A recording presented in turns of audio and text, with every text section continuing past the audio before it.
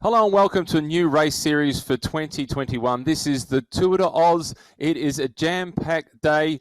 Today we have two stages. Tomorrow we have the third and final stage. It is a tour raced across 2 days, 3 stages to see who is the winner of the Tour de Oz for 2021. Joining me in commentary is 2007 points race world champion Kate Bates. Kate, welcome to the show.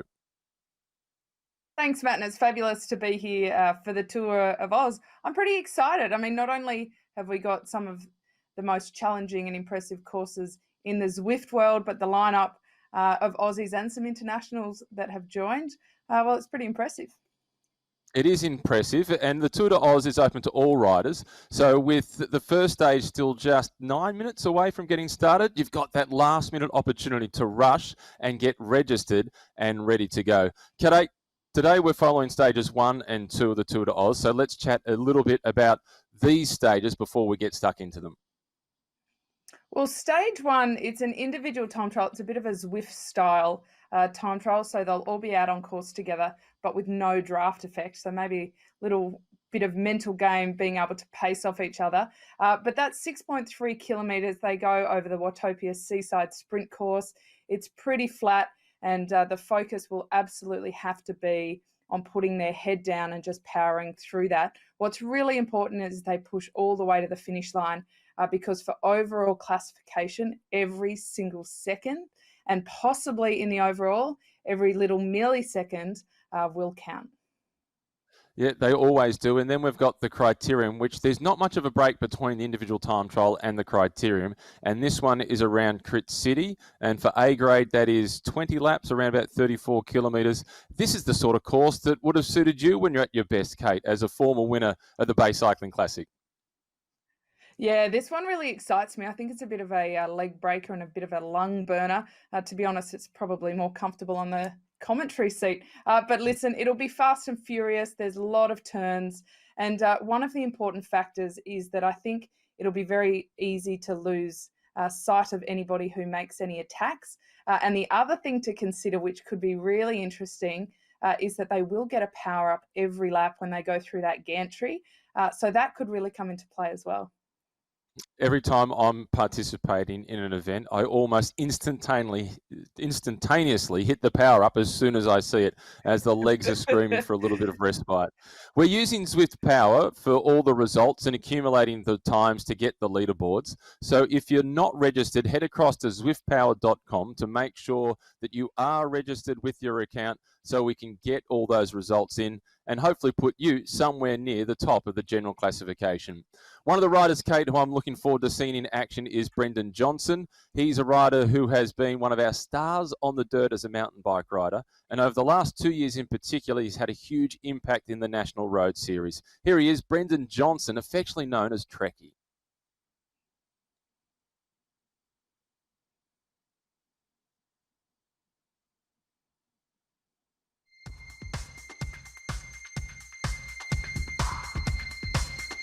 Any race on Zwift, you're always towards the end. If you're in the mix and feeling all right, it's all in. Ryan Thomas from up north in Queensland, West Salzburg. I'm not sure if he's going to be in the mix. The slightly longer Sunday, I think it's 32 k's, which is still quite short. I think it'll be obviously under the hour, but yeah, I'm looking forward to that. The following Thursday, we kick off the sort of changed up version of the Tour Down Under. So what was previously the World Tour race in Australia to kick off the World Tour season has now, due to COVID, obviously the big teams can't travel to Australia. It's been dropped back a level to allow some of the national level teams to compete. I've got 2 massive fans. It's not my daughter and my wife, it's actually 2 big fans, industrial fans. The Hump Day ride is a massive one. I've been doing that for years. Mitch Docker. I think there's been a lot. I've been racing for many years now. Melbourne to Warrnambool, the 280 kilometre, sort of Australia's version of a spring classic. Yeah, massive day. I think it's the second longest race in the world, maybe, and one of the oldest. Hugh Jackman.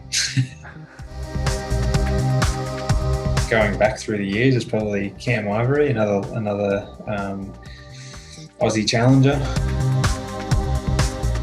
The way that you can just race like every night of the week if you want, and have that run into the finish that you can only experience, once every couple of weeks in the real world with racing and stuff. So it's cool to be able to do that so often and practice it so much.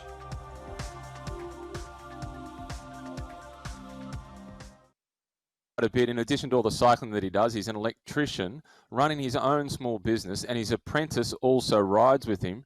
But did you like his fans? Are you talking about the industrial ones or his wife and his daughter? I thought it was a good play. Seriously that, look, I think having a support crew is like one of those secret elements of succeeding in the Zwift world. You mentioned that you drop power-ups as soon as you get in game. Look, we can talk at length about how that's not a good strategy.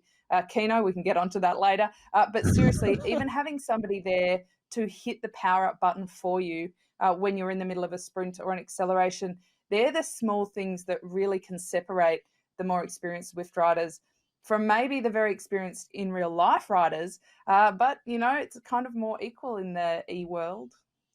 Yeah, we have seen quite a bit of that in e-racing on Zwift with a coach, a husband, a wife, or a mum, perhaps in the case of Sarah Gigante and her mum, Kerry, ready to go.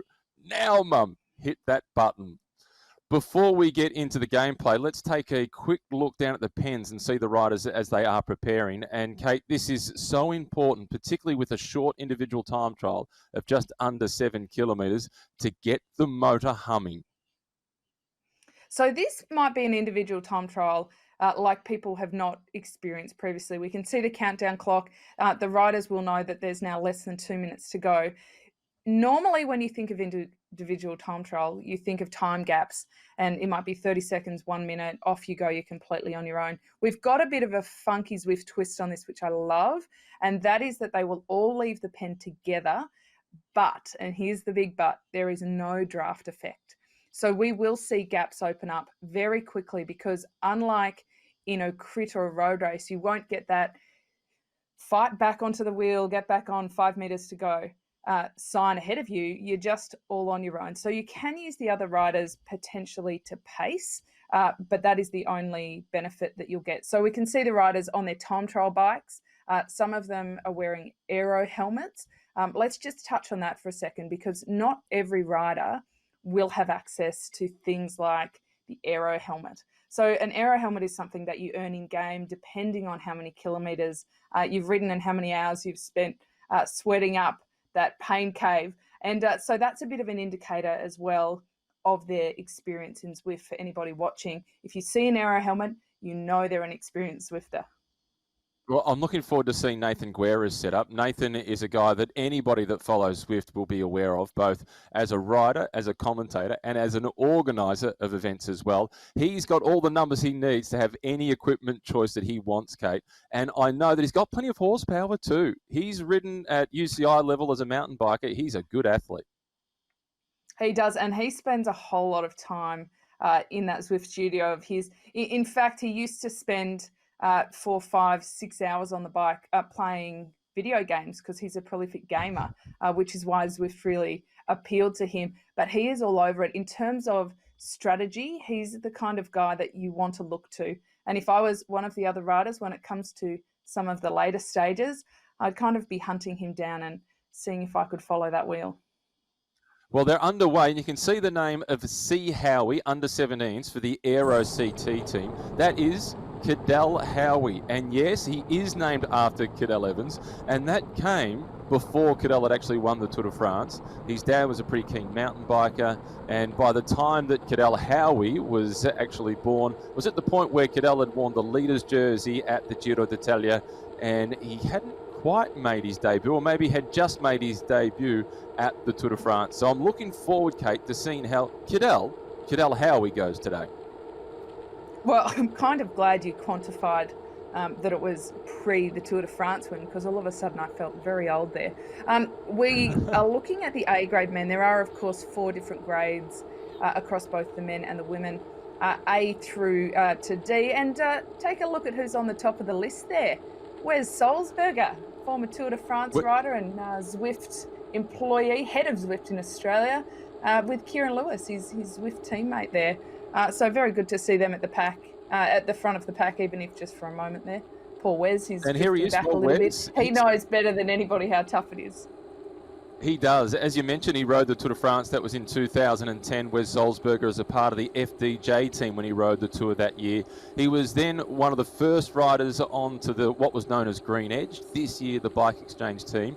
And Wes, along with Simon Clark, were the two young guys in the Australian team at the World Championships in 2009 who played big roles supporting Cadel Evans to win that rainbow jersey. Wes knows what he's doing.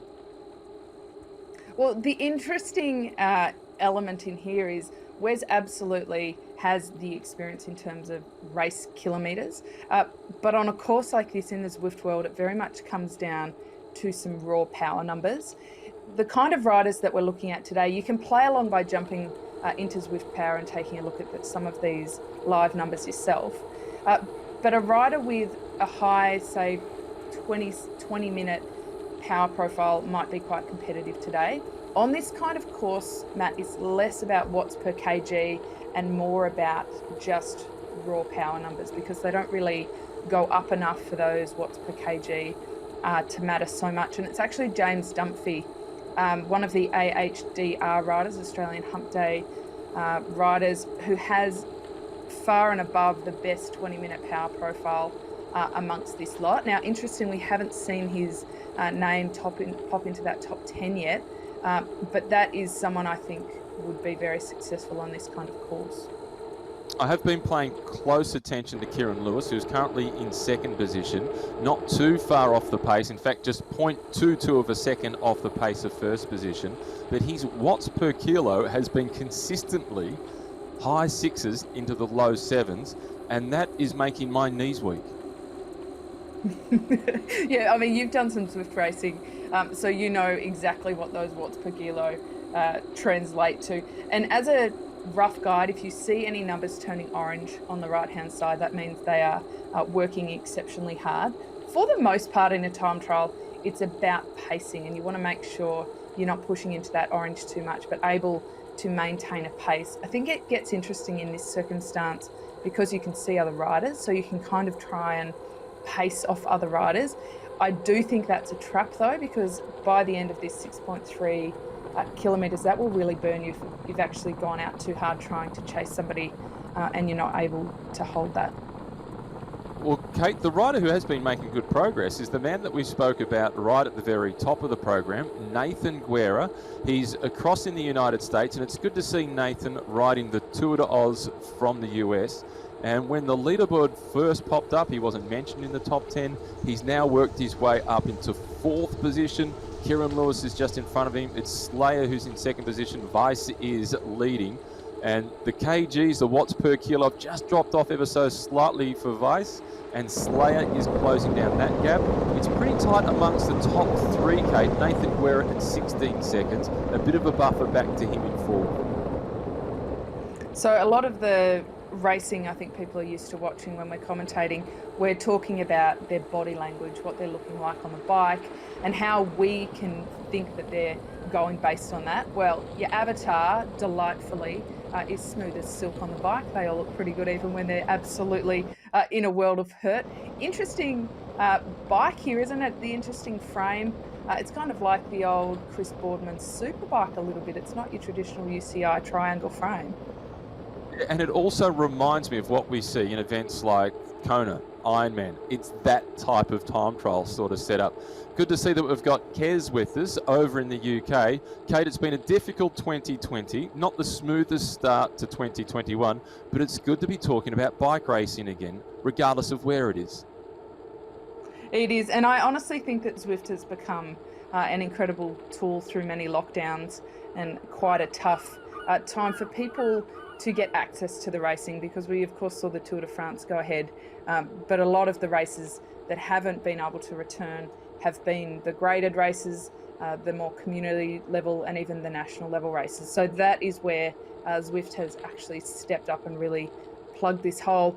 I'm interested to see that these time gaps are just opening further. Those top three riders, Weiss, Slayer and Lewis, They are in a little posse of their own. But then it's 20 seconds back to Tabalong and Nathan Guerra. And big shout out, Nathan, you're doing well. Just a few more watts, mate. You just need to move up that table a little bit.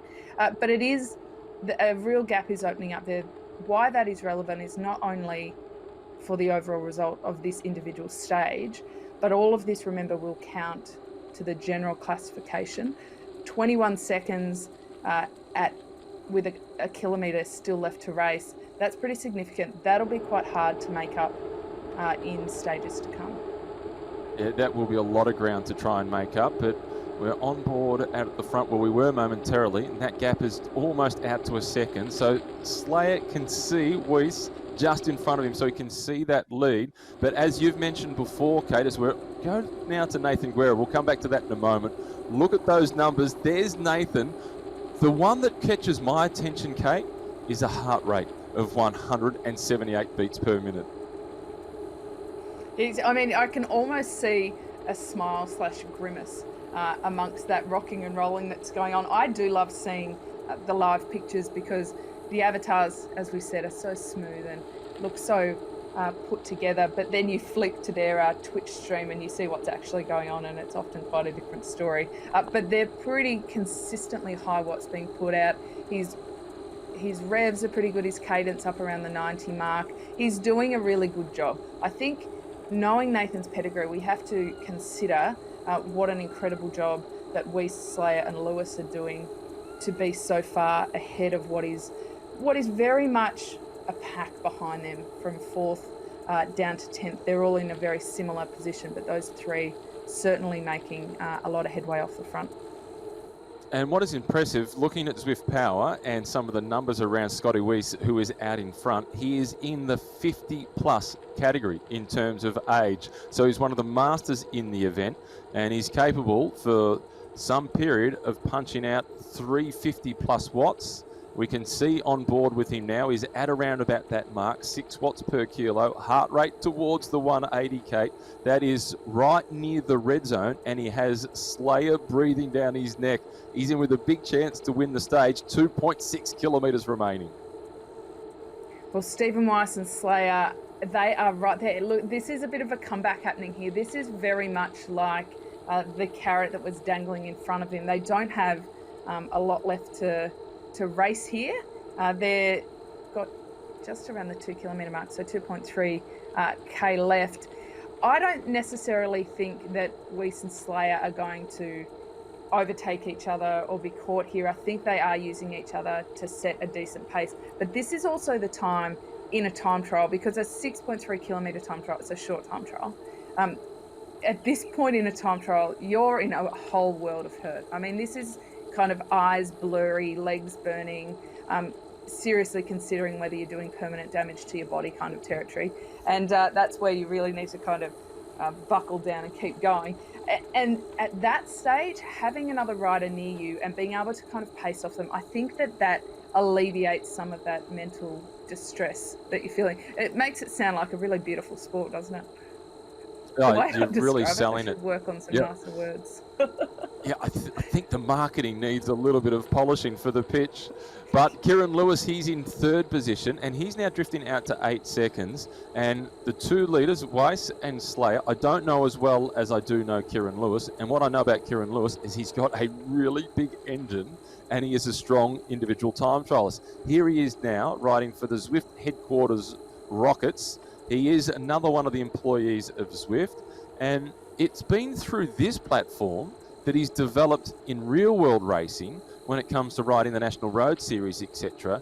And he's found that he's got plenty to offer. And again, look at those numbers, Kate, and it's the heart rate up towards 190 that catches my attention. Yeah, the heart rate is a really big indicator. I think sometimes when you see a heart rate around the 150, 160 mark in this kind of event, you think, almost like a coach or a team director, come on, you've got more in you. You can push a little bit harder. But when you see a heart rate around 185, you know that they are absolutely on the limit. And the trick in a time trial is to go to the limit but not go over it, because the minute you tip over it, it is very hard to come back. And your heart rate might remain high, but the power will start to drop off, and that's what you need to be careful of. Kieran Lewis, we just saw on the right, it tipped into that orange territory, which means that he is really pushing it and bringing it home very quickly. And look, 160 heart rate from Tagalong, this is what I just said, that I see that kind of heart rate and I think, come on, you can probably push it a little bit. But in saying that, physiologically, everyone's different, and 160 to 165 might be pushing into max territory. And we've just had a big battle across the finish line, and Slayer, just in the last 100 metres, Kate, has overtaken Weiss and taken the stage by 1.8 of a second. Kieran Lewis has just gone through in third position, so he's got himself in the top three. Tabalong, who we were on board with a moment ago, looks like he'll have enough in his legs to hold on to fourth place. Look at the power output, though, Kate. It's gone into that orange zone that you spoke about, leaving everything on the road or on the floor of the garage. Whatever it is, it hurt. Yeah, the floor of many a pain cave are sweat puddles.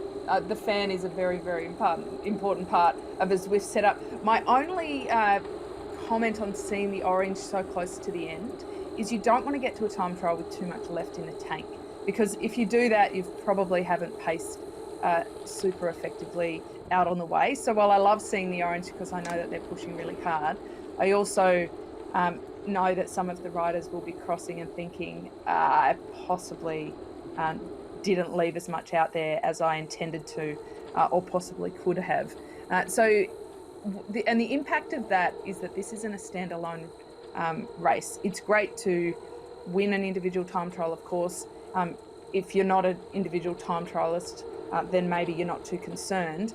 But with the overall general classification, every single second counts, and the gaps have really opened up in that regard. There will be some very big time gaps from first down to the back end of this field.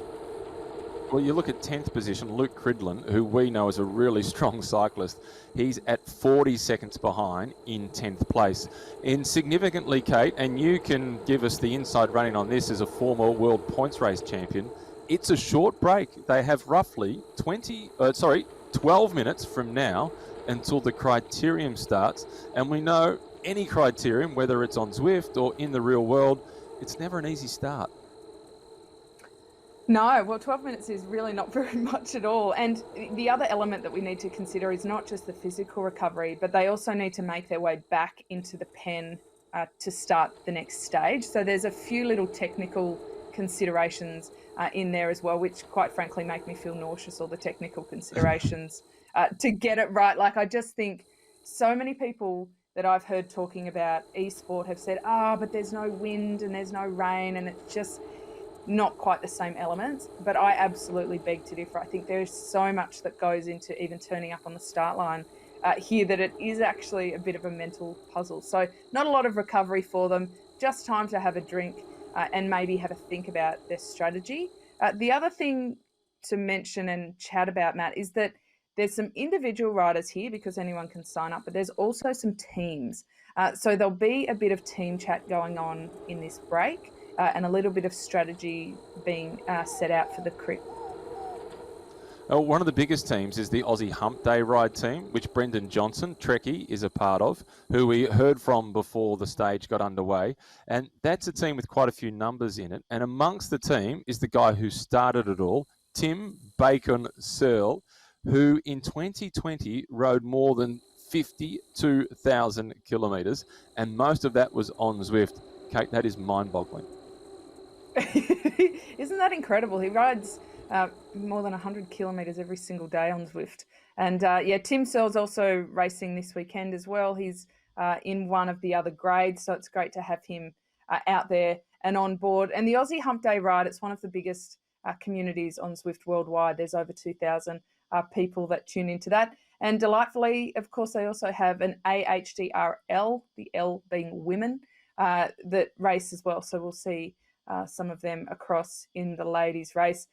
Matt, one of the things that I've learnt through the Zwift world is there's a whole world of different acronyms and team names. So we'll be trying to, muddle our way through those. But we love any feedback on social media or engagements about the team and where they come from. and the origin of the name. Yeah, and I've really enjoyed the element of the way you do come together with people from all over the country. Somehow I got invited into one of the Zwift racing leagues on, I think it was Thursday night, and it was a result of a group of guys from the Manly Warringah Masters team. They just sent me a message on Facebook and said, "Do you want to come for a ride with us?" Okay. It was a race, Kate, and it really hurt. And they went really fast at the start, and I wasn't with them for very long. I think it was Tuesday night because I was commentating on that action. Okay. And Anna Russell, we'll see her up in the women a little bit later. Yeah, and we were actually kind of not laughing at you, but laughing at what a different experience it is for a commentator to sit here and chat about how difficult it may be versus getting out there and racing. I think that's actually what spawned Nathan Guerra and Anna to jump in to this one. You don't need to be kind. You were well within your rights to laugh at me. I did everything right. I warmed up properly. They took off, and I was still in the pen. Well, you know firsthand exactly how tough it is. We'll see that in the Crit next because they do go around laps, the downtown Dolphin. It's pretty tough. Now, let's discuss power-ups because I think that the really strategic and good use of power-ups in this race, especially when attacking and at the sprint in the end, it could make a difference. So they get a new power-up every time they go through that start-finish gantry, but it is random. So sometimes you actually won't get any, not very often, thankfully. Sometimes you'll get some that are quite helpful. Others maybe not so helpful. Matt, what's your favourite power-up in game? Featherweight, because I know the benefits of You're it. You're already a featherweight. Doing the event on Tuesday, it was a reverse around the Richmond course that was used for the Worlds in 2015, and you saw the power up get refreshed, so you got a new one, and it was, sometimes it was the draft or the aero, and my response was nothing but disappointment. I wanted the feather up. But for this event, for this criterium, I think you want either the drafting or the aero, particularly when it comes down to that final sprint finish. I think we're now going to get a chance to take a look at the results from the opening stage, and there was some blistering speeds out there, the power output. Scotty Weiss, it is in first position, Kieran Lewis then in second place, and Tabalong in third position. So perhaps the rider that we saw go across the line in first place has had an issue with registration on Zwift Power. Good to see in 10th position, Kate, Nathan Guerra. Luke Cridlin, it was in 9th spot, and you can see the time gaps in there between Scotty at the top and Kieran, who's in second position. That's already an 11-second time gap. That's defendable across the next two stages. Yeah, so normally we're used to kind of at a Tour de France or something, Matt, seeing time bonuses where if you win a criterium or a road race or whatever it may be, that you get some bonus seconds along the way. We're not doing that here in the Tour of Oz. So these times are their times. It makes it a lot more simple, I think, to calculate as you go, and bearing in mind that there are a lot of individuals involved that don't have that big team infrastructure behind them. They don't necessarily have someone to hit their power up button or somebody to sit back and calculate those time benefits on top of the overall GC. 11 seconds. Now, what does that mean? It means that going into the downtown Dolphin, if he was to lose that, he would have to lose 11 seconds to Kieran Lewis. That makes his strategy pretty easy. Follow around Kieran Lewis. I mean, you can kind of unpack it and make it that simple, right? Yeah, in theory. And then we've still got the stage tomorrow, which is around about 38 kilometres or so with tomorrow's stage. And it's a little hillier than what they'll experience today. But this is the sort of course, though, Kate, with the criterium that if you lose contact with the group, you can lose time pretty quickly. So he will need to pay close attention to the front of the race. Well, any attacks will certainly be quite dangerous from a number of perspectives. One, because you could use a sneaky power-up in the form of a draft to help your breakaway establish and get some gaps. But also in-game, there's some pretty tight turns, which means that you can lose visual sight of the riders in front of you very quickly. If you don't have anything to chase, it's a lot harder to be then looking at the data, trying to figure out how to approach that. And that's an interesting element, I think, is that there are so many numbers, and people have been talking about what data can add, to a broadcast for so long, not only for the people watching at home, the fans, but also for the riders, and how can it help? But I think unless you're really in tune with it, and unless your brain works particularly well in mathematics when your heart rate's 180, that's not me, by the way, then the data can be overwhelming. There's so much going on. How do you even comprehend it all? Yeah. Yeah, my favourite data from that opening time trial was actually the head bobble from Nathan Guerra. That's the data that I rated. That told the story. We're just about 4 minutes away from the Downtown Dolphin Criterium getting started for the men. Then at 9:30, Australian Eastern Daylight Savings Time, the women will start with the individual time trial. So, Kate, we'll get started with the men. We'll then pick up the women as they get underway with the individual time trial. For those women that are 8 minutes away from getting started, what's the process they're going through now? Yeah, well, this is a pretty tough kind of last 10 minutes before an individual time trial. And what you need to do is you need to firstly make sure everything is where you need it to be from a technical perspective. You're connected, you're in the pens, you don't have any toddlers that may accidentally trip over your power cable and pull that out. That's happened before. And in some pretty important moments, I understand, around the world to Zwifters. So that's a pretty important thing. But you also need to mentally prepare for what's ahead, because no, my description of a time trial wasn't particularly romantic, because they're not. They're horrible. They're hard. It is so satisfying to win. And I think that is why people do it. Not because I still haven't met anybody who just loves the pain of what happens out in a time trial. Although, maybe Rowan Dennis might have some different words on that. But seriously, it is pretty mentally tough, and they do need to prepare for that, whether it's calming down a little bit, psyching themselves up, and having a game plan. 6.3 kilometres, it would be easy to dismiss as just go as hard as you can. But from a former trackie who rode individual pursuits, which was 3 kilometres, let me tell you, you can blow up in 3 kilometres. Pace it wrong, have nothing left in the finish. So 6.3 kilometres actually does require a pacing strategy. For some of the riders, they'll actually have it written down so that they can just focus on that. But I think some of the other women and some of the men will definitely be going off other riders, and they'll have chosen somebody that they think they should chase and try and pace off. Yeah, it is a difficult distance to get that measurement right. Let's head down to the pens. The men aren't too far away from getting started for the Criterium, which is around Crit City. It's 20 laps for A grade, a few less laps for a couple of the others, and we're down to just inside 1 minute to start. And Kate, straight away, the thing that I noticed as we're back on board with Cadell Howie is the bikes have been changed, and he's on the Zwift Tron. Yeah, well, so the Zwift Tron, now that's an interesting one, isn't it? We can see a Tron bike because it's the neon there. It's electric. You can find different colours depending on your preference. But to earn the Tron bike, you have to have climbed 50,000 vertical metres in Zwift. Just let that sink in for a second. 50,000 vertical metres. It is incredible achievement, and it means, just for reference, if you look through the field and you see Tron bikes, you know that they've spent a whole lot of time in the Zwift world, in their pain cave, and they will be pretty experienced about the in-game elements of what's going on today. Clock is about to hit 0. Stage 2 of the Tour de Oz is now underway, and we're on board with Cadell Howie, who's got himself right at the front at the very beginning. That is an impressive start for the youngster. He's in the under-17s category, and our current race leader is 50 plus. So we've got the race leader more than old enough to be the father of one of the guys who we're watching right up the front. That's one of the beautiful things about not just Zwift racing, but Kate, about cycling, full stop. It can bring generations together.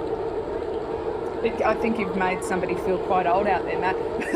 But you're spot on in that this Zwift in particular gives access to the cycling community in a way that traditional cycling races don't, and we do get to see some of these up-and-comers. For an under-17 rider like Cadell to be able to race in this kind of field, what a massive advantage that's giving him. for any cycling career, because he's able not only physiologically to develop, but even learn the racecraft. And 7th position, Kieran Lewis has got himself up near the front. And this is what you spoke about before, Kate, in that the group is already strung out in single file. And if you're at the back, you'll be a little bit fearful of a split opening up, and that is almost impossible to close down on your own. So a slight difference between what we saw in the time trial where there was no draft effect. There is draft effect in this race. So it is a safe place to be sitting mid-pack, and that's why we can see a bit of a blob effect happening mid-pack here, because everybody's sitting very safely within the draft, which means they'll have to put out less power in order to stay with them. If you're off the front, you don't have that protection. If you are chasing at the front, you don't have that protection. So really what it comes down to with the success of a breakaway, especially in the Zwift world, is the capacity of that front rider chasing in the bunch versus the rider that's actually gone on attack. So it's not a bad move to make an attack, but it is still pretty early, and I think it will be pretty tough to go solo for this one, to be honest. I totally agree. One rider that we've seen up towards the front very early on is Trekkie, Brendan Johnson. And a shout out to everybody else who's participating in B, C and D grade. And well done to Mick Pell, who just finished in 229th position in the C category with a time of 15 minutes and 50 seconds. And he achieved all that, Kate, whilst watching the live broadcast. Well played, Mick. Good on him. That's absolutely fantastic. I love to hear that. And Trekkie up towards the front. It's R. Simpson who's currently leading. And then we see Kieran Lewis, and it's always near the front. You spoke about experience. He's a guy, Kate, who's got plenty of experience. The power numbers at the moment, you can see the watts per kilo on that right-hand graphic that we have up on the screen. They're not through the roof at that 6 mark, 7 mark that we saw throughout the individual time trial. They've settled down to the low 4s, which from personal experience, Kate, low 4s, that hurts. That is still really intense racing, particularly when we're talking about 36, 37, 38 kilometres worth of racing, 20 laps around this course. It's a much more dynamic race where it's not a bad thing to see the riders dip into that orange territory, but they have to do it for a very short period of time. And when I'm talking short, I'm talking a number of seconds. If you accelerate and keep in that orange zone for 3 to 5 seconds, your heart rate won't increase too much, and it won't burn too much energy. You'll still be able to recover from that. The key to being a good Criterium rider is to keep going into that without spending too long in that orange zone. Look at all the power-ups being dropped, and this is because they'll come through the gantry soon and get a chance to earn a new power-up. Now, if you haven't used your power-up, you do not get a new one, particularly for the riders who don't have a favourable power-up to what they would hope for. It's a time to kind of drop them and get another chance. Yeah, you may as well use it and then hopefully pick up another one, because as Kate mentioned, you can't accumulate them. We're just on 1 minute, Kate, away from getting started with the women's race for the Tour de Oz. They're kicking it off with the individual time trial. The men have just completed that. We're now watching the A-grade men's race. They're doing the 20 laps around Crit City, and this is a tough circuit with just the little lumps and bumps. It could be enough to cause a few splits. Will it come down to a sprint finish, or will somebody have enough in the tank to open up a small gap? Another one of those power-ups being used, Kate, and the aero power-up in a Criterium is pretty handy. An aero power-up it's more versatile and handy, I think, than people realise, because it really depends on the specific way you're using it. The example I will always fall back to is the feather. So a lot of people will look at a crit and think, well, what's the point of having a feather in a flat crit course? But what a feather power-up can do is actually give you the opportunity to accelerate at an increased rate because you're lighter. So we're looking at the women in the time trial now. So back to seeing them all in their pain caves and pushing along. They also are on the same 6.3 kilometre route. It looks to me like this is not too dissimilar to the men, where there's quite a number in a little bunch all together or within contention up the front, but then some gaps opening up behind them. We were on board for a moment there with Olga Hay from Canada. It's great to see so many different nationalities represented. We've got riders from Spain, Belgium, Germany, Canada, the United States, and obviously, as the Tour de Oz, there are plenty of Australians in the race as well. But when I posted yesterday, Kate, about doing my own little tech check for the Tour de Oz, it just dawned on me when I looked at some of the responses about the amount of people that were making references to the yellow brick road. Yeah, well, look, it's so good to have so many riders out on course. I mean, how often can you see this many riders in both the men's and the women's field all line up at 9 a.m. on a Saturday morning Aussie time? Like, it's just sensational, that the support that has come through for this. Yeah, it has been impressive. Olga Hay has made her way to the front. Van Beerde is in second position, Wood in third, followed by Fort in fourth. And small gaps still amongst the first three. But, Kate, that looks like a pretty big gap already, opening back to fourth position at 24 seconds behind.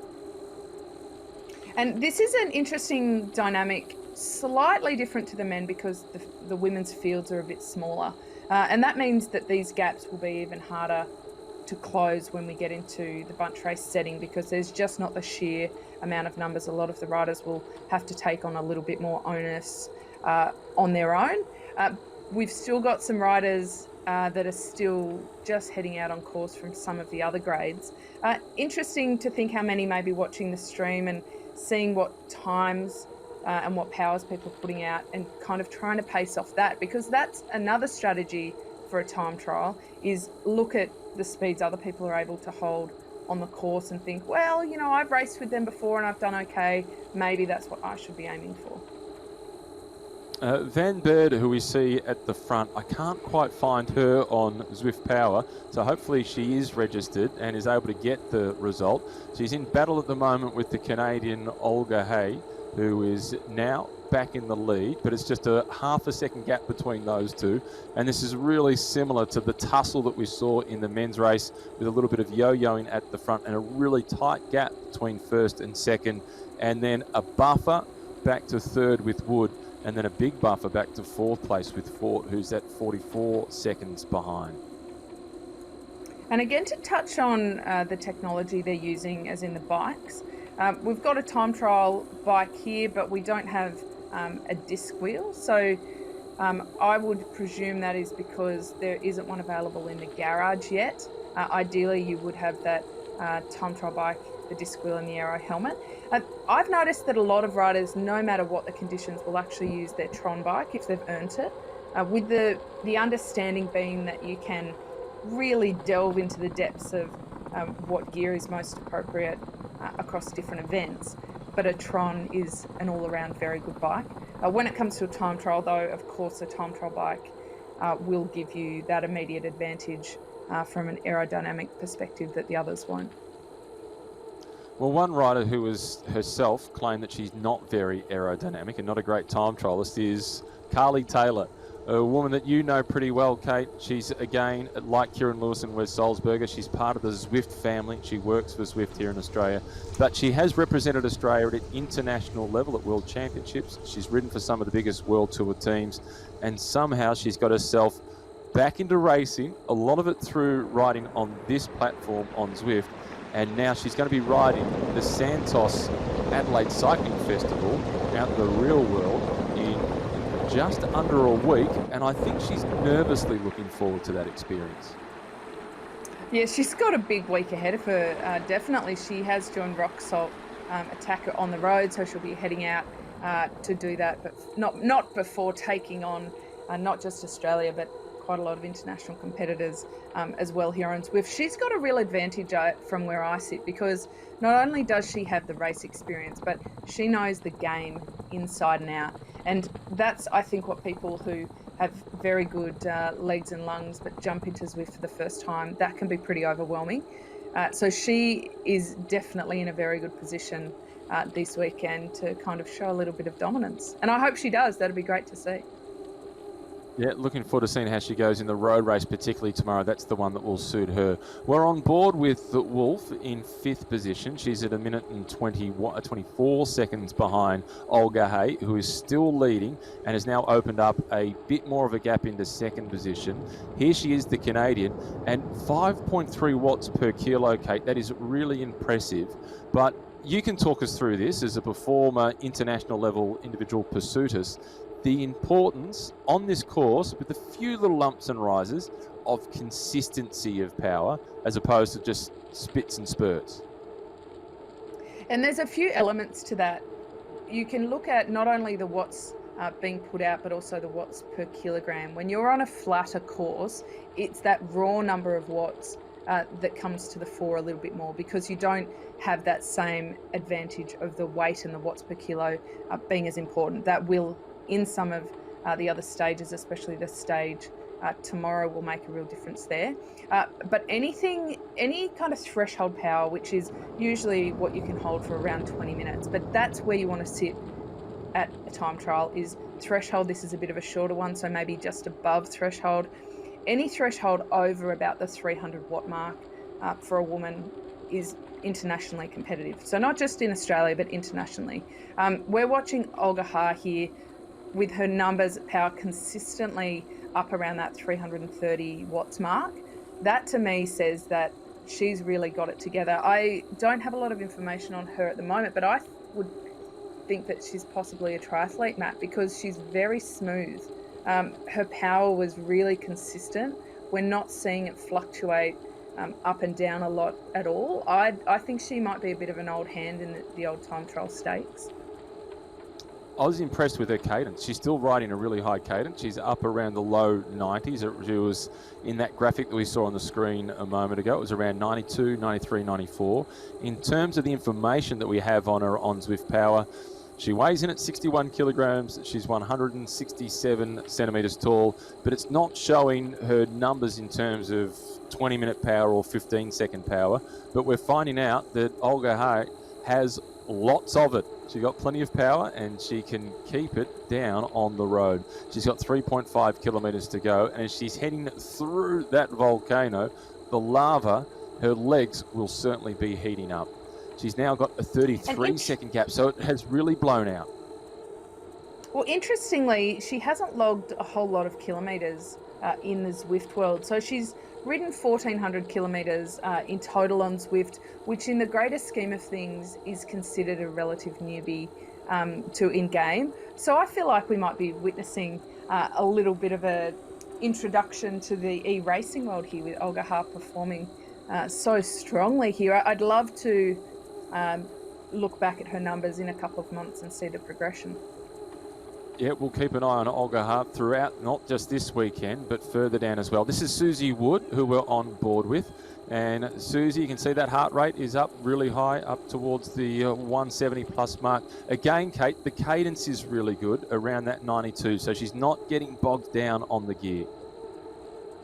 So we've got it's good to talk about some of the checks we have in place here as well, so that nobody can manipulate the system in any way, because the integrity of this is incredibly important. Zwift will flag any unusual numbers, and so that's why it's so important that riders provide their height, their weight. They can be verified with weigh-ins. Their power also gets verified. If all of a sudden they perform well outside the limits of what they ever do, that does get flagged, and often they will get pulled. So we will see that happening sometimes over the weekend, and that's to kind of explain why some names might disappear off our screen and some of our riders might disappear off screen. And we're very grateful to Zwift for having such a strong compliance system and back end, keeping that such integrity in the racing. It really is important to the integrity of the racing. As we're on board once again with Olga, and she's inside the last 2 kilometres, and she's shown no signs at all of faltering. In fact, she's opening up the gap. Her advantage now to Susie Wood is out to 55 seconds. Incidentally, Susie is registered in the Masters category, and in terms of that power to weight ratio, she's slightly taller than Olga, but she weighs around about 7 kilos less. So she would like, obviously, a climbing circuit, but you've spoken about raw power being so important on this circuit, Kate, and Olga has got plenty of that, and she's had it consistently pumping out through the bike over this tough time trial course. Well, Susie Wood has a 5-minute peak power average around the 255 watt mark. What we saw from Olga Ha was numbers consistently over the 300 watts mark. So that is a big differential. And when you look at that, you can understand why a gap opened up. It looks to me, based on these numbers and based on her 5-minute power of about 255, that she may be starting to hurt a bit. It's only 1.1 kilometre left to race for her, so she really needs to dig deep now, because there's no point leaving anything in the tank at all. She can deal with that 14-minute recovery on the other end of this, because that's a consideration as well. But Susie Wood needs to just really put her head down and power all the way to the very end in this, to make sure she's still within shot of Olga Ha and the overall general classification. And this is Susie Wood. She's at 1 minute behind Olga Ha, the Canadian who leads, and she's still punching out some big numbers. That 1 minute gap, though, she's then got a 1 minute and 30-second gap back to Fort, and even more so then to Wolf. So there's some big gaps between her and the other chasers as well, which is really significant. So although she's at quite the deficit to Olga, who is inside the last 500 metres, Susie Wood is keeping herself right up there in contention. 2 stages to come. You never know what may happen. Well, it puts her in a league of her own for this race, but what I am seeing is Wood and Van Bird have the opportunity here. They will be very close in time, so we might see a bit of action play out there as Ha crosses the finish line there. Her power numbers go into that orange zone, so she pushed it all the way to the line. This is where it really counts for Susie Wood to see if she can get there within the minute. She's about a minute 5 down at the last time check, so let's see if we can urge her on to push all the way to that finish line. And she just sees the writing on the road of Allez, Allez, and now the Tour de Oz finish line for stage 1 for Susie Wood. Olga Ha of Canada has taken out the victory. Wood is looking to be on target for a deficit of around about 1 minute and 5 seconds. She's just about there across the line. But this has been quite a performance by Susie Wood to put herself into second spot in the overall standings after the first stage of the Tour de Oz. But Kate, from what we've seen from Olga in this opening stage, she is going to be really tough to chase down. That 1 minute gap looks big. Yeah, I think a minute is a very big gap. We already discussed how tough it might be in the men's with 11 seconds.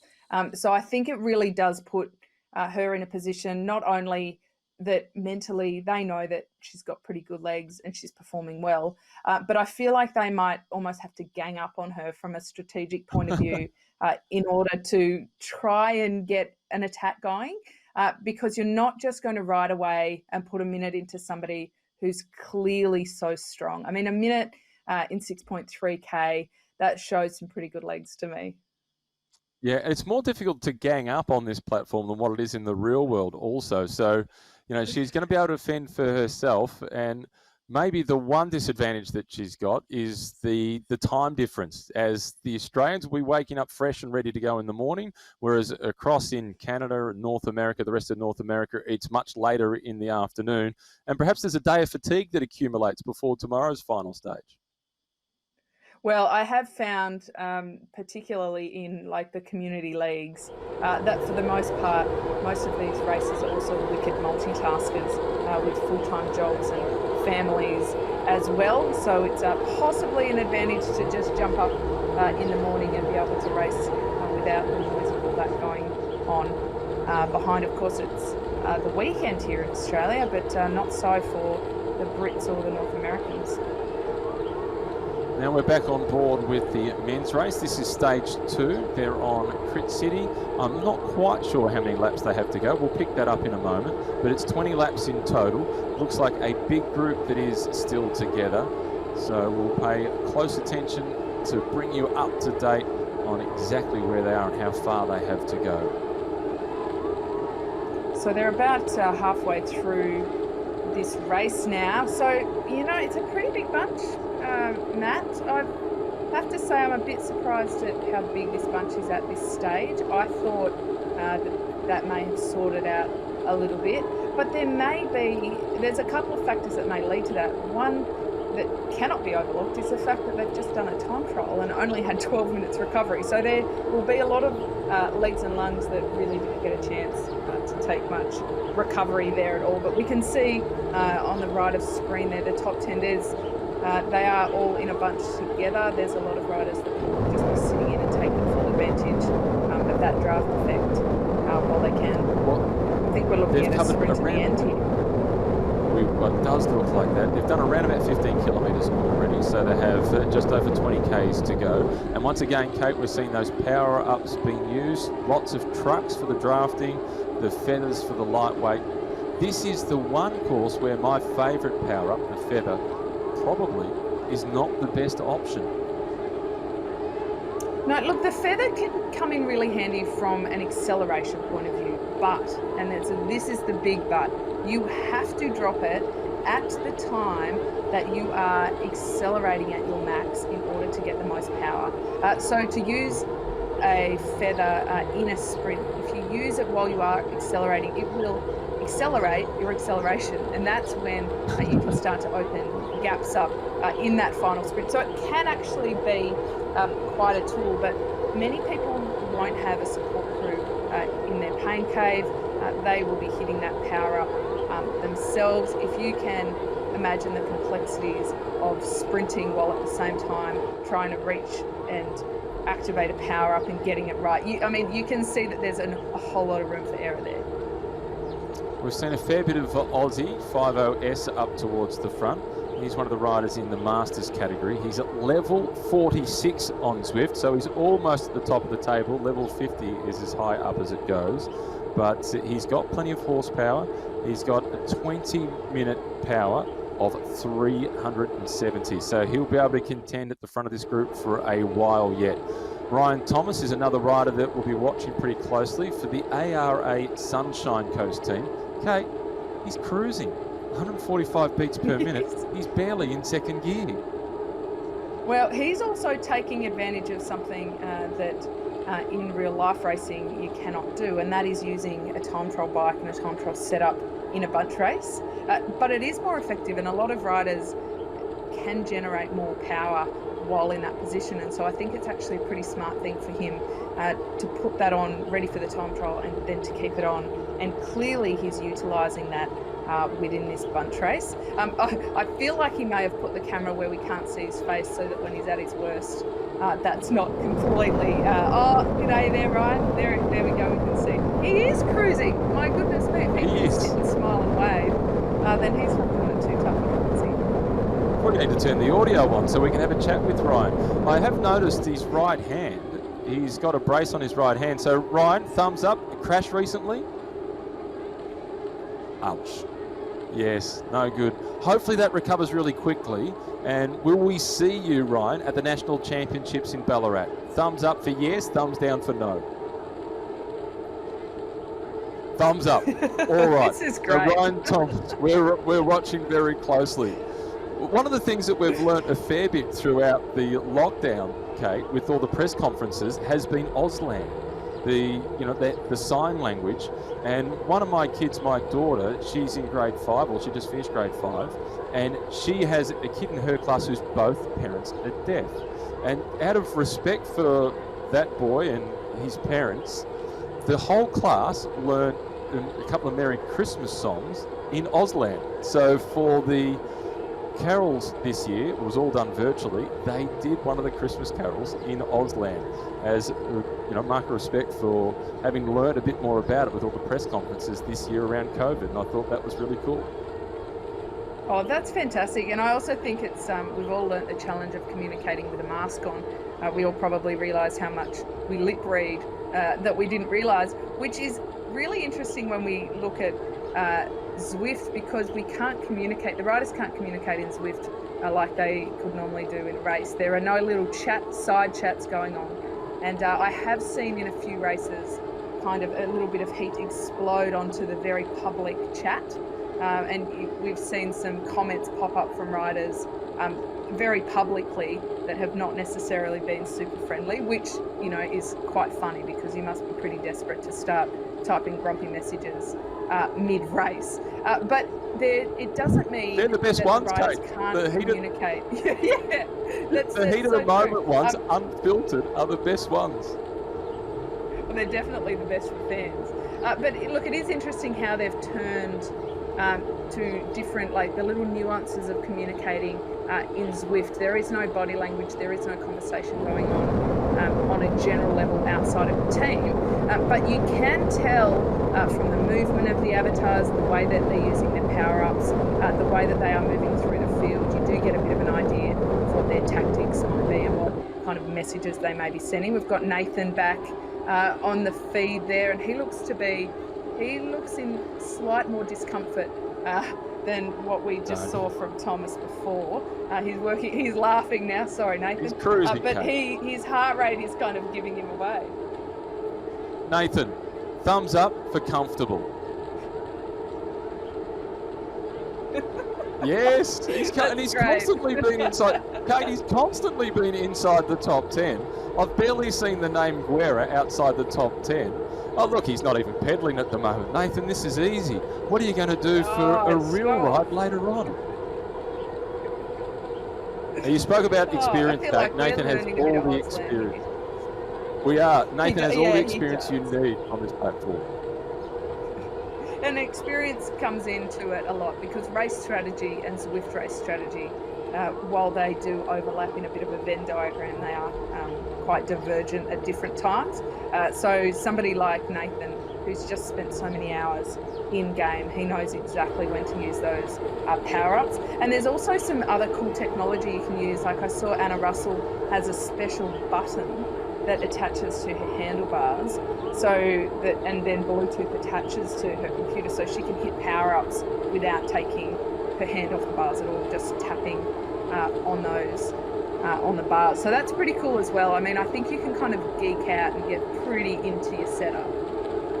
I like that. We're on board now with Phil Huntsman from Great Britain, and again, looking at Philip's heart rate, 147 beats per minute. I don't know what his threshold is, but I'm confident that Philip's threshold is going to be a lot higher than that. His watts per kilo are relatively low at the moment for a guy who's right in the thick of the action up towards the front. Having said that, he's made a liar of me. He's gone up to almost 5 watts per kilo. But he looks pretty good, Kate, and he could be one to watch in the finish. And the numbers that we need to have a look at for the finish for anybody who may be geeking out in Zwift Power, we need to look at the 15-second peak powers and also watts per kg, because where watts per kg comes into the sprint, even when it's flat, is in that acceleration that we were talking about earlier. So when they're actually accelerating away from the pack, and that is something that Caleb Ewan benefits from greatly. He's got incredible acceleration because not only does he have very high peak powers, raw powers, but his watts per kg while accelerating through the roof because he's such a small human. Some of the riders, if you check in on Zwift Power, you'll be able to check out their weight and get a bit of an idea of their physicality. This is Patrick Tremblay that we're on board with now, and his heart rate is a little bit higher. He's got himself up towards the 170 mark almost, but as we say that, Kate, you can see there's a fair bit of pressure being put on at the front. Charlton it is who's gone to the front, out to more than 6 watts per kilo, and has really strung the group out and is starting to open up a little bit of a gap. So the pressure is really on, and Patrick Tremblay is right up near the front and is in the thick of the action. Well, they won't be too far off the finish now. An attack here from Charlton. It's not a big gap, but what it has definitely done is put the impetus in that bunch to chase and string out. So you can see very easily when they're not going too hard because it blobs a little bit, and we're starting to see that a little bit now as they rejoin. But when they are strung out more single file, you know that they're working fairly hard. One element of a crit in Zwift versus IRL is that you do not get to freewheel for even a microsecond, whereas in a Criterium you will get that, even if just through a corner, taking the power and the pressure off those legs just for that 1 second per lap can really make a big difference. You don't get that in Zwift. So you don't get any break at all. It does burn your legs just that extra bit. And they are down to 3 laps to go, Kate. So we are very much at the business end of the race. And Charlton, who was off the front just a moment ago, has been reeled back in. But this group, Kate, has been reduced significantly. It's much smaller than what we started with. We knew that this would happen just as it played out. So there's generally a couple of ways that fields reduce. One is through attacks that are forcing the pace at the front, and the other is kind of the natural pace that people start dropping off one by one at the back. That's what we've seen here. The pace has been fairly consistently high, but not from one rider necessarily taking all the responsibility from that, but just really pushing the pace. And riders have dropped off a little bit. The riders that we have been looking at and thinking may be quite a danger at the end, they are all quite safely up the front. Charlton, interesting to see that he was the one that put in that attack through that last lap. He's now sitting at the back of the field. Is he doing that because he's in a world of pain, or is he doing that strategically to get a bit of recovery? What I would say is that's a danger zone. You don't want to recover, you want to sit midfield and give yourself a bit of a buffer of draft if you're really starting to hurt, because the back is where that those gaps can open up, and the elastic band, well, it eventually snaps, and then it's all over Red Rover. The good news for him is that just a moment ago I announced fake news. I said there was 3 laps to go. There's in fact 8 laps to go. So he's got some time to try and recuperate from that effort. And we can see that Trekkie, Brendan Johnson, is up towards the front. So they're more than halfway through, but there's still enough distance to go for a few more attacks to cause a couple of problems. Good to see Ryan Thompson still up towards the front inside the top 10. There's been a little bit of support for Ryan online following the coverage on SBS Cycling Central, with Janice saying, "Go Rhino." Oh, it's great to have so much engagement through the social platforms, and I've really found that in Zwift that people get on board, because it's a bit more connected to the community, but it's still equally as exhilarating to watch. One of the riders that I'm looking at is Ivani. Now, we've seen him a lot in the community leagues, and he's got quite a brutal kick on him when it comes down to that finish. So I'll just see if we'll see if we can see there he is sitting in 5th. I think he's a bit of a danger man, and I wonder if some of the Aussies may not know the Canadian and may not realise the sprint he has in his legs. Well, I guess if they're watching the stream, they do know now. Sorry about that. Kind of given that away, haven't I? But we do. It's not like you can't dial into pro cycling. Yeah, you can't dial into pro cycling stats and look up all of these riders and see what they've done. But you can delve deep into Zwift Power and kind of see the raw numbers. But a note on that is that we need to also remember that these raw numbers are their personal bests. So it doesn't necessarily mean that that's what they'll be able to deliver today, because there's so many factors involved. But of course, fatigue, backing up from the early races, we don't know the conditions which they laid down those personal bests. So we use them as a bit of a rough guide.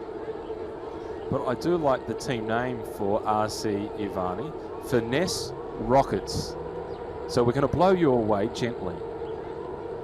Yeah, yes, with a bit of finesse, if you're going to do that. But yeah, look, he was pretty impressive in the Community League, the WTRL Zwift Community League Season 1, and he would just kind of be invisible all day and then pop his head out toward the end. I don't think there's a real way to mitigate against that. So I've blown his cover, but I don't think that necessarily means they can do anything about it. I mean, that's kind of just because you know Caleb Ewan's fast doesn't mean you can beat him.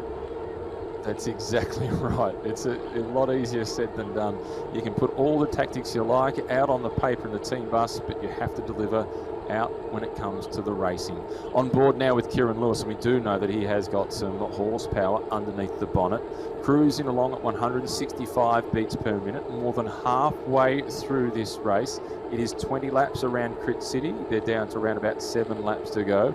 Kieran Lewis, he's got really good 20-minute power, I'm looking forward to seeing whether he can produce a big sprint, and he'll need to use all of his experience, Kate, with getting the timing right of using one of the power-ups. Yeah, the power-ups will come into play. We do see every lap before they go through that finish gantry, the mass purging of the power-ups, because at this stage in the race, unless you're getting dropped or unless you're trying to attack, the power-ups won't do a whole lot for you. I mean, if you drop an extra drafting power-up when you're in the draft, you will get a bit more relief, but that comes with a slight bit of danger, because if you take that relief and back off even a second, as soon as that wears out, it can be quite dangerous and a bit of a shock for you, and force you to then have to accelerate a bit more. So I think, you know, you do need to keep that in mind when dropping them. But I do think this mass purging is simply that when you go through the gantry, you might get a more favourable one. So I think if anybody looking at the sprint finish who has a power-up that they really want for the sprint finish, they will hold on to it. They won't drop it and risk getting an inferior one. And there is Kieran up towards the front in second position. Kate, his 15-second power is 998 watts, or 14.4 watts per kilo. Meanwhile, his 20-minute power, 384, or 5.5 watts per kilo. So he's got a few weapons to play with here, Kieran Lewis. And he was good in the time trial. Yeah, he certainly does. Yeah, I mean, his show in the time trial says to me that he's got really good legs. So even on top of those really impressive power numbers, we know that he's turned up ready to race and with pretty good form. That is a very good combination to have. Scotty Weiss, now he's an interesting one because his 15-second watts per kg power is 17 watts per kilo. I mean, that is like eyeball-boggling kind of numbers. But, and here is the big but, his 15-second raw power is under 1,000 watts. So it's because he's a lighter rider that he has such high watts per kg. So he's one that we should look for that kind of late attack in the sprint, because his acceleration will be pretty impressive. But what I haven't seen from him is I haven't seen him inside the top 10 here on the leaderboard throughout the last 10 or 15 minutes or so. So I'm just wondering where he is at this point. There has been a bit of a split in this peloton. It's slightly reduced from what we saw at the start of the stage. The pace has been on, and he's one of the older riders in the race, Scotty Weiss, the American who won the individual time trial. So perhaps the recovery wasn't quite as quick as the younger Kieran Lewis. We'll wait and see with the final leaderboard. Yeah, I mean, without seeing his face, it is kind of hard to know. I mean, he might be just doing a really great job of hiding and not putting his head in the wind at all, which is a great tactic in a crit. The other way that Zwift Criteriums differ a bit to any experience in real life is that you don't have that on-off acceleration through the corners quite in the same way. And so it does suit riders that have a more consistent power profile. And some of the riders who are really great around 20 minutes, this will actually suit them more than a normal, and I use inverted commas for normal, Criterium would, because they don't have that on again, off again, stop start element that you so often see in some Criteriums. I think that'll actually suit the riders who are worried about the recovery element, because dialing back the dynamicism of the race a bit, I would think that would help a bit. We're on board at the moment with Rob Simpson, and his acronym that you can see at the end there, PHNX, Phoenix Racing, I assume. He's in one of the veterans categories, but he's riding really well, staying at the front of this group. What is mind-boggling and motivating for me, Kate, as somebody who's on the brink of celebrating his 46th birthday, is seeing the age of some of the athletes still at the front, and it makes me want to get out there into the garage and do a little bit more work. I know I won't be at the front of this race, but it is motivating. Yeah, well, you know, I think that we talk about the access that Zwift creates, but it's access in so many ways, because I know that you had a great career early on in your cycling days in real life, but you've got a real life now, Kino. You've got a family, you've got a job. Even if you wanted to, you don't really have access to that in real life racing scene in quite the same way. Yeah. I think we can assume that for a lot of the riders commentating on the women's tour of Boudica last weekend. We had 600 women. It was insane how many women showed up, the depth of field. And again, we've got a great field here this weekend from the women. But some of the women, I was reading their bios, we've got orthopedic surgeons, we've got barristers, we've got paramedics, we've got doctors, we've got lawyers, and, plus 3 kids. So, the multitasking, it is real, and their multitasking game is very strong. And there's actually a group, a men's group, Kino, that we see often called like the Dirty Rascals, and they're the dads inside riding trainers. So the juggle with the kids isn't just for the women, it's also for the fellas. Yeah, we've got 4 laps to go here in the men's race, and my 8-year-old son, he knows that when I'm on the home trainer and I'm on Zwift that I'm vulnerable, and it's at that moment that he'll come into the garage and he'll say, "Dad, can I have iPad time? Can I play Lego Hidden Sides?" And he waits until I'm about to do an interval, and he knows I'm vulnerable and I'm going to be a bit of a pushover, and I'll generally say yes. But how's this for encouragement, Kate? As we see Aussie, who's been spending a lot of time at the front, he's the 50s ink. He's been riding really well, consistently at the front. Graham Brown, the guy that you know really well, he did a training program with me throughout the tour this year, and in the middle of one interval, my daughter came into the garage and she said, "Dad, he does know you're not a professional." She was worried that Graham was going to break. That is quite funny. I mean, I think I've trained my children pretty well around Zwift to understand what's going on. But my eldest says encouraging things like, "Mummy, your face is very red. Mummy, you're sweating a lot. Mummy, you don't seem very comfortable." So I think I need to work on her motivational taglines there. Not very helpful. I like the "Mummy, you don't look very comfortable." What about Aussie 50s ink? This is impressive. I'm assuming that the 50s ink Aussie is for 50 plus, and that's what it's telling us on Zwift Power is in the 50 plus category. And this is what I was talking about just a moment ago, Kate, about the motivation of seeing, Aussie out there in amongst it, and we've got a guy like Kieran Lewis who's in his early mid-20s thereabouts, close to the peak of his powers. We've got young Cadell Howie who's in the under 17 category. The sparse range of age groups is fabulous. Well, they usually wouldn't have the opportunity to even race together, so that's pretty cool. And Aussie, he's a level 46 Zwifter. That's a whole lot of kilometres ridden on the indoor trainer. Already 3,905k a year he does. He hasn't been super active in January. Maybe he's been kind of freshening up for this tour, Aussie. Something I love about Zwift, Matt, is it never tells you somebody's actual age. It just puts you into delightful categories like master, senior, vet. It's kind of like the polite way of saying not young anymore. From a marketing perspective, I'm going with masters category. Not vets, not 50 plus, master. Yeah, I mean, it doesn't, they don't have to be talking about your age at all. That's more about your ability. Correct. Yeah, of course. We've seen a little bit of Nathan Guerra just a moment ago. This is B Pitt from the back pedal squad, and Ben Pitt it is. He is off the back, and you can see his heart rate. He's let this group go. He's down to 131 beats per minute, Kate, and the wattage output at 111. When you get dropped on this platform, you really do get dropped, and it's hard to, you don't just roll back onto the wheel.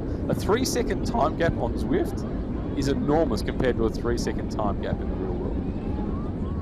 It is, and they put the sign up in Zwift when you have been dropped or when you're approaching other riders that says, keep going, you're only 5 meters away, 4 meters away. And I can tell you that when your body is exploding, it can be a bit of a double-edged sort of motivation there when it tells you that, but you're not able to bridge that gap.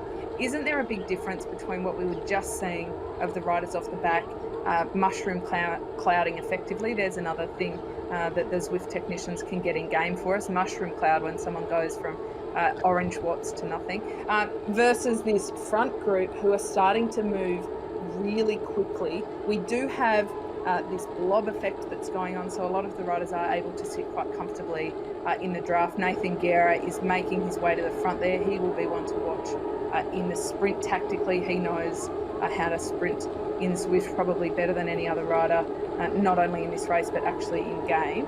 So he's one to watch. Ryan Thomas, we saw him earlier. Now, he does have a cast on his hand, so he's got a lot of horsepower, but will he be able to sprint at the end? I would suggest that it would have to be a seated acceleration given the cast, which is much more akin to sprinting in Zwift versus sprinting in real life, but that will make it a little bit tougher for him. So they're inside the final 2 laps. Ryan Thomas will certainly have to go the long way in terms of his sprint finish. We are getting very much down towards the business end of the race. We've seen Brendan Johnson, Trekkie, up towards the front quite a few times. So too Nathan Guerra. Back on board, here is Ryan Thomas. You don't have to communicate with us now, Ryan, but we're paying very close attention to you up towards the front. Kate, I spotted a sneaky smile behind that cast on his right hand. Oh, look at him. He's giving us a wave again. I think he's looking very, very comfortable. Oh, you don't have to fake the pain, Ryan. We know that it'll come pretty soon in this sprint finish. He is at the very front. He's very comfortable. He's using the kind of sneaky tactic of using those time trial bars in his pain cave to very good effect, I would say.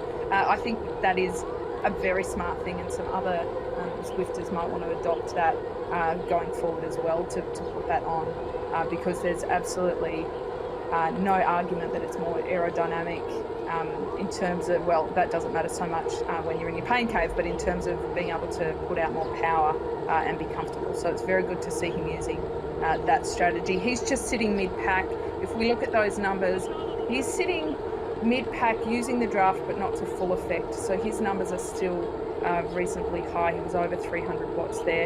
You don't want to stay in that territory too much if you don't have to, but they're coming into the final lap soon, and so positioning is going to really start to matter.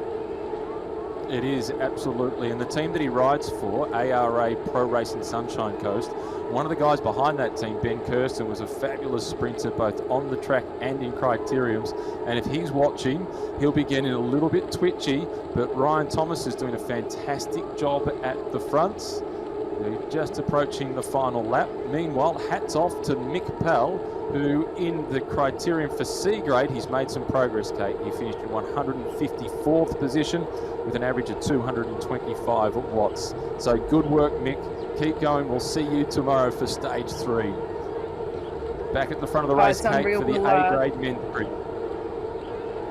So they're coming toward the finish now. This is where the sprinters need to start really focusing on bunch position and making sure that they're taking full effect of the draft, but still holding a good position toward the front.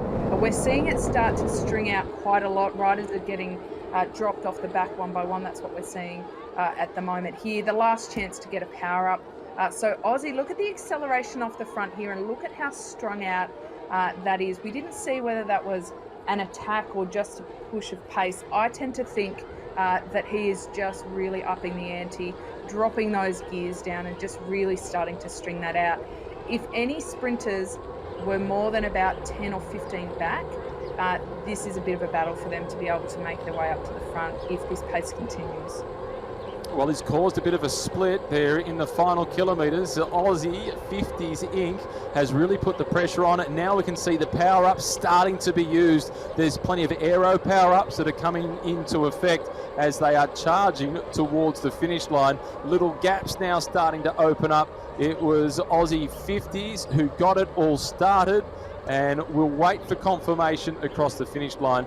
But there are some gaps in there, Kate, which if Kieran Lewis has got himself in the front, given his second place finish in the individual time trial, could be enough to move him into the race lead with one stage to come tomorrow.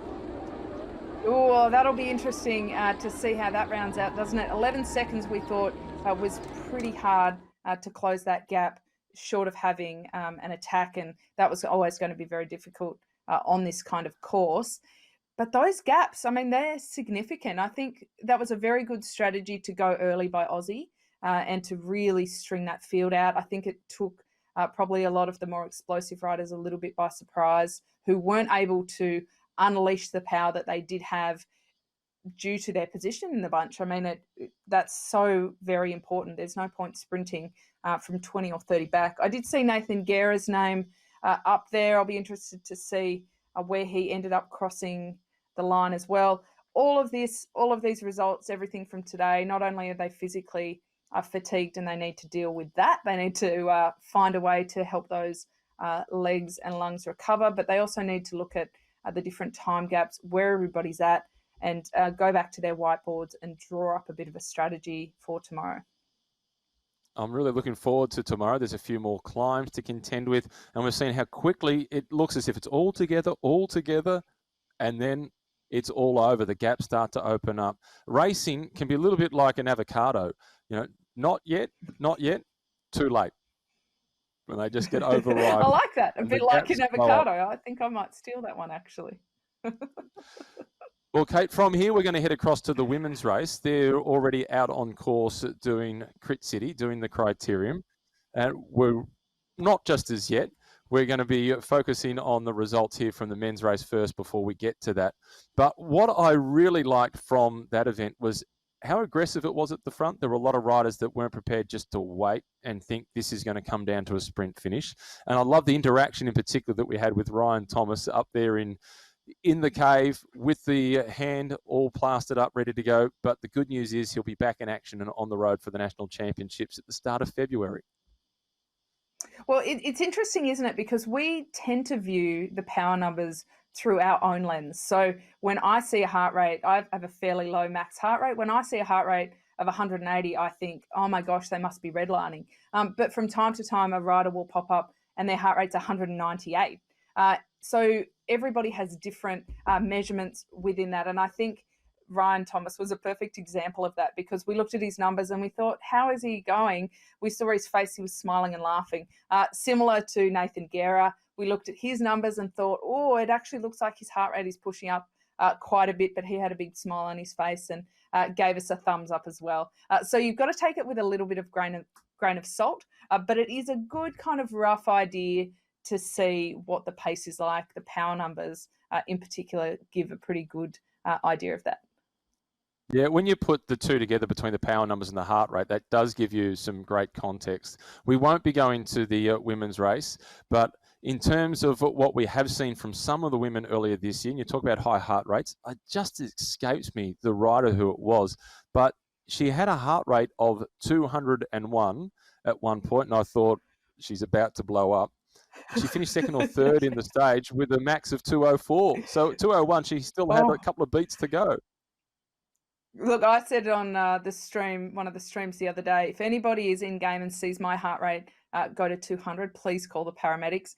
That is not a good sign at all. But, it is quite interesting sometimes to go into Zwift Power and take a look at people's weights, their heart rate numbers, their power numbers, and just get a real idea of all of the different kinds of bodies that are racing in the Zwift world. And we so often have a bit of a picture of what a bike racer should look like, and we're conditioned by what we see on television in that. I think Zwift neutralises that really well, and often you'll go back after seeing somebody win and you'll look at their numbers and you'll say, oh, wow, they're completely different to how I imagined them. And so I think it does come back to kind of to the accessibility part, where we're seeing a lot of people compete and be part of the Zwift racing community that normally just would not have the access or the chance or possibly even the interest. So we're kind of watching some pretty impressive athletes that may never be at the Tour de France, but they're certainly impressive nevertheless. Well, one who was impressive today, and one day he might be at the Tour de France, is Ryan Thomas, who we interacted a fair bit with throughout the race. I think we're going to get an opportunity to have a brief chat with him now, although Nathan Guerra has just popped up on the screen. Here he is. Here's Ryan. Tell us firstly about your hand. What happened?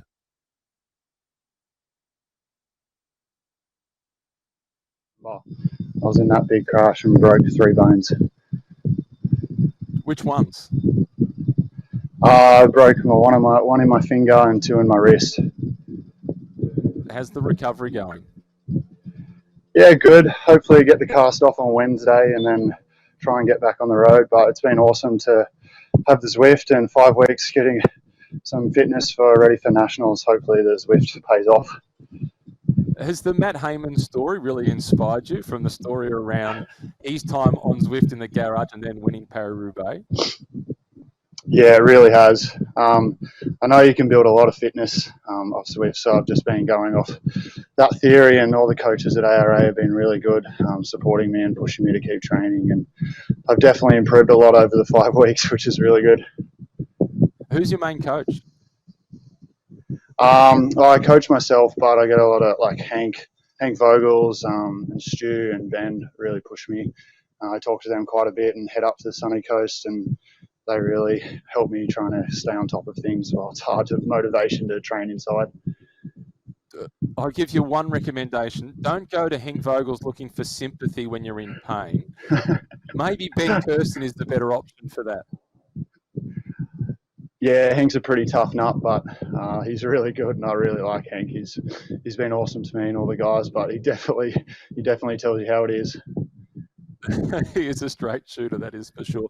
So tell us about the Criterium that we've just witnessed. How did it feel for you, and tactically, how did you think the race played out, and what are you anticipating for tomorrow? It was quite a good race, actually. 38k is quite long for a crit on Zwift, but there wasn't really many attacks that were going to get away, which is pretty normal when there's a pretty big bunch. So I think it was always going to come down to a sprint. I like when there's a bit of attacking. It makes it a bit more interesting, but there's not really an opportunity when there's 40 guys chasing you behind. So it was really good. I thought everyone raced really well, and it was very hard after that TT at the start this morning with only a short recovery, but I think everyone was in the same boat. Kate spoke about your choice of having the tri-bars or the aero bars on the bike throughout the crit as well. How do you find using those under that format as opposed to a standard bike and being in that aero position? Well, this is actually my road bike, but I put the time trial bars on just because of my wrist. I couldn't really rest my wrist on the top of the bars here when I started, but with only a couple of days left until I get my cast off, it's more comfortable here. But when I'm sitting in this position, I can kind of relax my hand so it doesn't hurt too much. That was the main idea of it, but it's definitely nice to rest the arms a bit when you're racing, so it's quite handy, I think. And Kate, in addition to that, he gets to hide his pain face from you and I. Yeah. Oh, no, I loved that when we brought it up and popped out of there. Ryan, did you find it a challenge sprinting at the end with the wrist and with the bars? I mean, does that make as much of a difference in the Zwift world, do you think, as in a real-life crit? Yeah, it's very different. Obviously, I can't grip the bars too well with the cast on, so I try and get in the time trial bars and stand up and sprint as best I can, but it's definitely not as effective as sitting in the drops or holding the drops and sprinting. Definitely can't get the max power, but just try and hold a high power the whole way through instead of really high acceleration. Well, Ryan, you had plenty of power. Other thing that we've, sorry, I've just got one more question because it's a burning question that Keno and I have been kind of talking about all day. We don't get the liberty as commentators to see the body movements of all of the riders, so we can only kind of go off power and heart rate to guess how you guys are feeling. Does that affect you? I mean, normally in a race, would you look at other riders and see their face and think they're done? Are you monitoring their powers, or are you kind of just riding your own race? Yeah, it is very different. When I'm racing on the road, I'm always watching people, and like bunch positioning is a massive factor on the road, where it's not as much here. Like you've got to stay at the front so you don't get tagged off the back, but I try to watch on the side the watts per kilo and try and stay in between where everyone is. I find that's a pretty good way of maintaining a position in the bunch. But I use the Quark, so my power is pretty stable. Like I don't have controllable on my kicker, so I find that is a lot easier. So my power doesn't fluctuate. I'm just trying to stay in the same position in the bunch, which I think is really good. So many technicalities. Good luck Ryan, good luck with your wrists, and you're in really good hands with Hank and Ben up on Coast. Yeah, for Thank sure. you Good luck very tomorrow, much. Ryan. Thanks for your time. Keep entertaining us tomorrow. I will. Well, Kate, it's been a big return to racing for Ryan after the nasty crash that he had in the National Road Series event. And just when he mentioned it, it reminded me of how significant that crash was. It was a really big fall. Let's now take a look at the results. If we've got confirmation of the winner of the stage, and then perhaps we can anticipate what might happen tomorrow. It is Kieran Lewis who now leads, but only just. So a big move from Kieran, the consistency across both events. He is the race leader. It was Tabalong in second position, Zach Neher in third place. So we see Luke Cridland then in sixth. Nathan Guerra was up in eighth position. Brendan Johnson in ninth. But Scotty Weiss, who won the opening individual time trial, not inside the top 10 there. So things can turn around pretty quickly in this event, Kate. Yeah, it's good to see Kieran has made his way to the top there, and interested with what may have happened to Scotty Weiss in there. Luke Cridland sitting in sixth. Ivani, who we talked about, may be a bit of a threat at the finish. He's moved up a spot there. Nathan Guerra, Brendan Johnson. This is actually a pretty stacked top 10, isn't it? And Matt Robinson rounding out that top 10. We've got a lot of talent out there racing. And I think tomorrow, they'll have to really hit those whiteboards and consider what might happen tomorrow, because there's less than a minute, just over half a minute in that top 10. So I do think it's still a very open bike race. And I'm glad you had the inside knowledge on the rider in seventh position, RC Ivani. I've not seen him race before, the Canadian, and he's right in the thick of the action. I'll be paying much closer attention to him tomorrow for the third and final stage of the Tour de Oz. Yeah, I think, part of their whiteboard preparation for tomorrow is to actually take a look through those Zwift power numbers and do a bit of research on their competitors, because far more important than just looking at the names and thinking I recognise a couple is to kind of dig deep into the ones that they don't necessarily know and try and figure out their profile and their style of rider. What we might need to do is we might need to get a little bit more communication as well with Nathan Guerra, because he knows most of them either from racing against them, commentating on them, and he's inside the top 10. And he's got a pretty good relationship with Kieran Lewis, who currently leads the race. But there's beating your enemy, and then sometimes it's even more fun to beat your friends, Kate. Well, look, we when we were commentating on you on Tuesday night, Matt, with Anna Russell and Nathan was on production that night. We actually talked about having a bit of a commentator's games. Dave Toll got in on Wednesday and he said, I'm totally up for that. And listen, by the way they were talking, even though we're friends and colleagues, there was definitely no love lost. I feel like if I'm racing against any of you guys in Zwift, that will get put aside for the kilometres that we're out on track. So I think Nathan Guerra might even be chasing Kieran Lewis a little bit. But we'll see if we can talk to him in-game in race tomorrow, because, he gave us a thumbs up even with a high heart rate. So I'd like to test the vocal cords through that high heart rate and see if he can get a few lines out for us. I love the idea of it. Let's see if we can get that to happen tomorrow. It has been a great day of racing. Tomorrow is stage 3. We'll be kicking off at the same time, covering both the men's and the women's racing. It is around about 36 kilometres worth of racing, a few more hills to contend with.